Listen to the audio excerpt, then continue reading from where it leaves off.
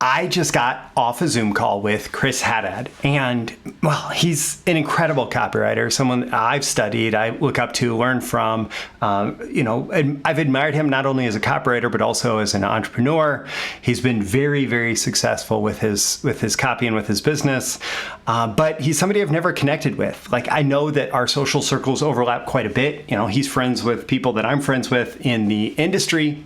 But because I'd never connected with him and because I respect him so much, I was a little nervous reaching out to him.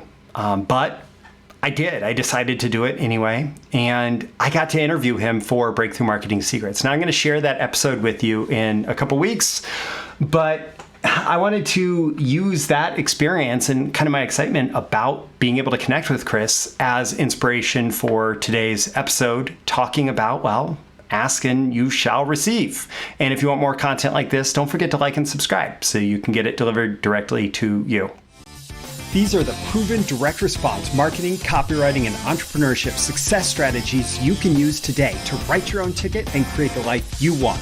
I am Roy Furr, and this is Breakthrough Marketing Secrets. Now, here's today's breakthrough. All right, today's episode, as usual, sponsored by me. The link in the description, the first link is to Training Your Subconscious Success Mechanism.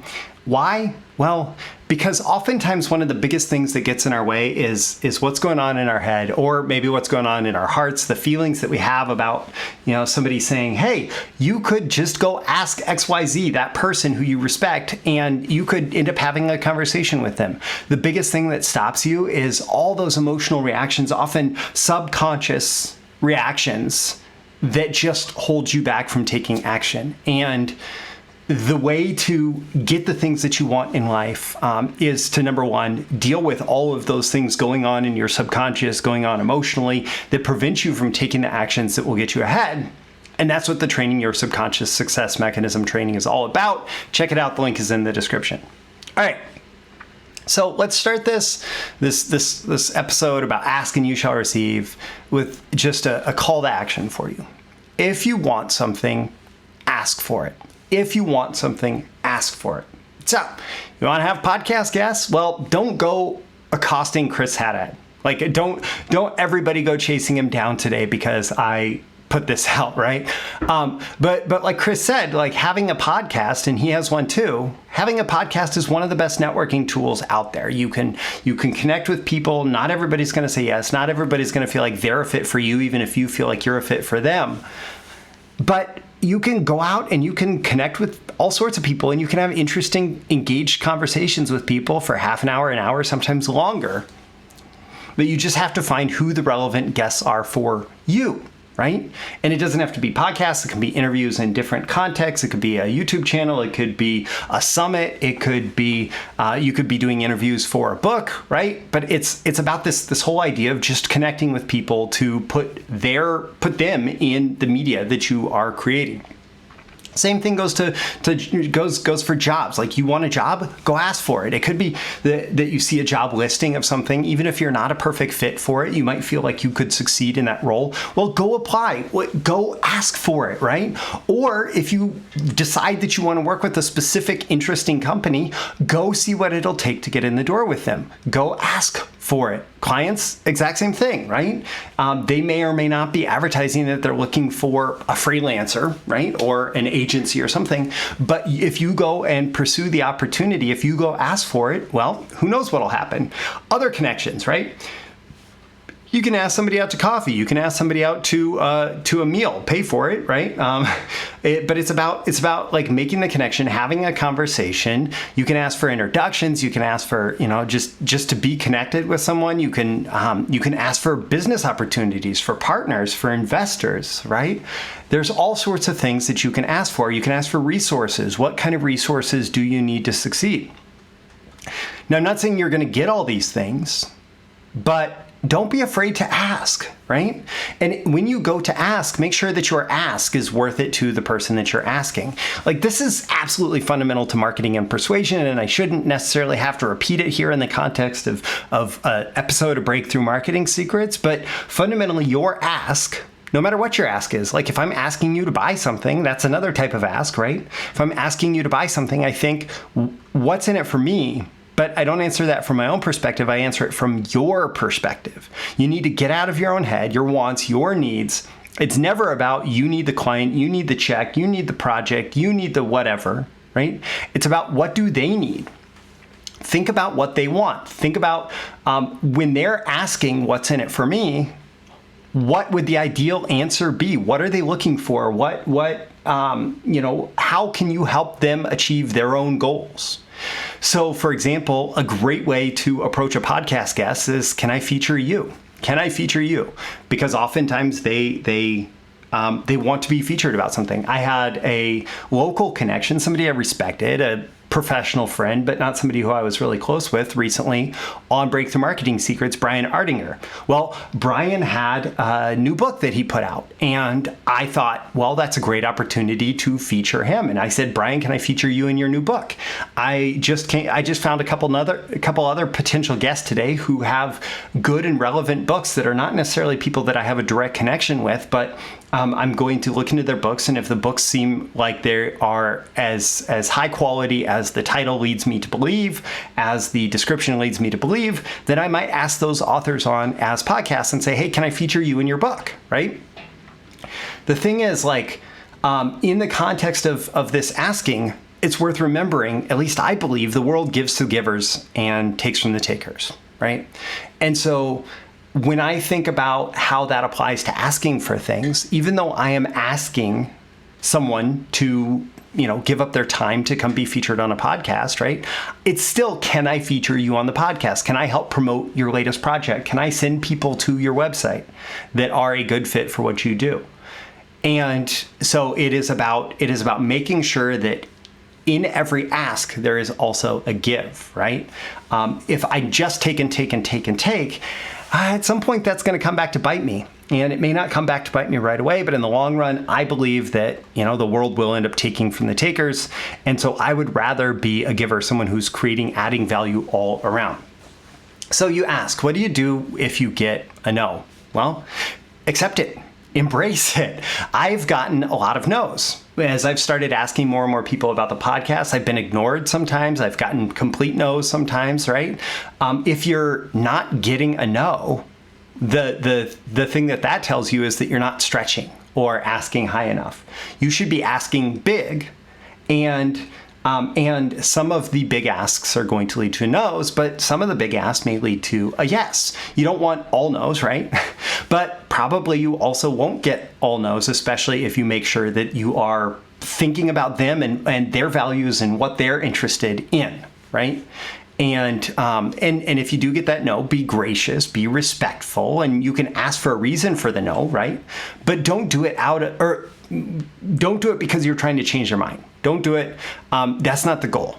You want to do it out of curiosity. So if you come at it from a frame of curiosity, oh, okay, well, that no is always a perfectly acceptable answer. That's a great line. No is a perfectly acceptable answer. But I would love to know, is there a specific reason why you're not doing it right now? Well, my schedule is full for any kind of podcast for the next 3 months. That's fine. Does it make sense for me to reach back out to you in a couple months and see about future openings or something like that, right? You're not trying to get them to change your mind right away, but because you have that understanding versus no. My answer is no, because I have a terrible fear of public speaking, and even though I can write a book, I'm not going to appear on a podcast. I don't know. They probably wouldn't say that to you because they would, have some other reason. But you can always ask for a reason. Hey, that's fine. No is always an acceptable answer, but I'm just curious. Is there a reason? Well, your podcast doesn't have the distribution that I am looking for, right? You just want to understand. You just want to understand why you got to know. Or if it's a client, I don't see enough of a track record of success for you, or I don't do whatever, right? You just ask them, what's the reason why?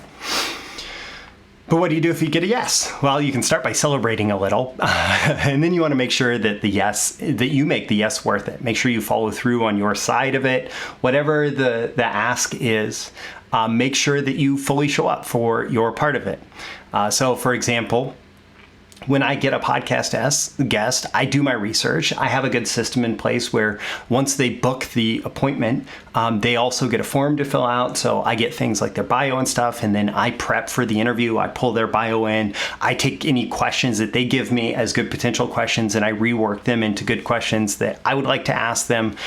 In general, try to be planned, organized, and ready to go. And that doesn't just apply to podcasts, right? If you applied for a job, right, you want to be planned, organized, and ready to go for starting that job. If you're going to take on a new job or a new client, do your best, right? It's all about just making sure that if you get a yes, that it fulfills on any expectations that you set, right? So what's stopping you from asking? What's stopping you from asking? Well, this is actually something Chris and I talked about that goes into so much good copywriting. It's this feeling of shame, of not feeling good enough, of being afraid of rejection, having this imposter syndrome, right? If I ask XYZ to be on my podcast, what does it mean if they say no? Does it mean that I'm not good enough? Does it mean whatever? If I ask this person to be a client, if I ask this person to whatever, right? What does it mean if I get a no? And if it means that you personally are a terrible person, whatever, if it questions your value as a human being, if that's your interpretation for it, well, that's probably going to stop you from asking. It could just mean that it's not a fit at this time, right? It's not a fit at this time. That's a fairly neutral reaction, or a fairly neutral interpretation.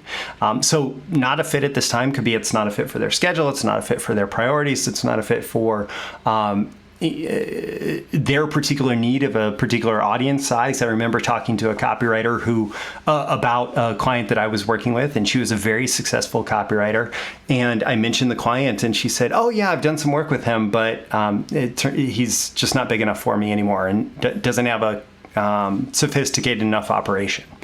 Okay, cool. It kind of reframed my perspective there of, at that time, that felt like a great client to me, but then it helped me recognize that there are other clients on a different level where it just wasn't a fit for her. And it was no hard feelings at all, right? And so just identifying, are there going to be hard feelings about getting no? Well, then it'll probably stop you from asking. Right? But if there are not hard feelings about getting no, if you just accept, if no is always an acceptable answer, and you're not going to get emotionally caught up in a no and fight it and yell at them and, belittle them for getting a no, well, then you're probably going to be able to ask, right? So what do you want to ask for? What do you want to ask for? What do you want to ask for? Start doing it. Start asking for things. First, it's about just getting comfortable with the process of asking. So you can ask for little things, you can ask for small things, right? But then it becomes about becoming the type of person, becoming someone who asks, right? Who asks for what you want, asks for what you need, and breaking down any kind of barriers that prevent you from asking for it. And then you start to get into this habit and rhythm of consistently asking for what you want, for what you need, not feeling anxious about asking. And this is the same thing that applies if you're selling, right? Asking for the sale. And then eventually it becomes, I don't know what it is. Maybe it's just a pattern of behavior. Maybe it's there's some other energy or vibration involved. Maybe it's just your emotional state when you show up. But you start to communicate to the world, to the universe, to the people around you that you are an asker, right? That you are the type of person who knows how to ask for what you want and get it.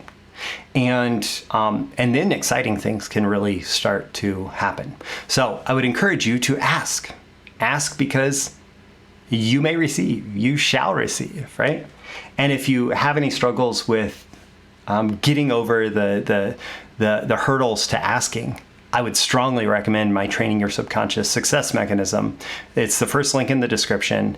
It's training that's designed to help you confront any kind of subconscious resistance that you have to whatever it is that you want to do and accomplish in your life, and work through that subconscious resistance so that you are able to make conscious decisions about the success you want to create, and then go act on those conscious decisions. And don't forget to like and subscribe so you can get more content like this delivered to you. I do these episodes every day, and I'll see you again in the next episode. See you soon. Bye. Thank you once again for tuning in to this daily episode of Breakthrough Marketing Secrets. Remember, check out the links with this episode for even more value. Now make sure you like, comment, share, subscribe, and engage in every way you can to keep this show going and growing and delivering daily value to you. I'll catch you soon for your next big breakthrough.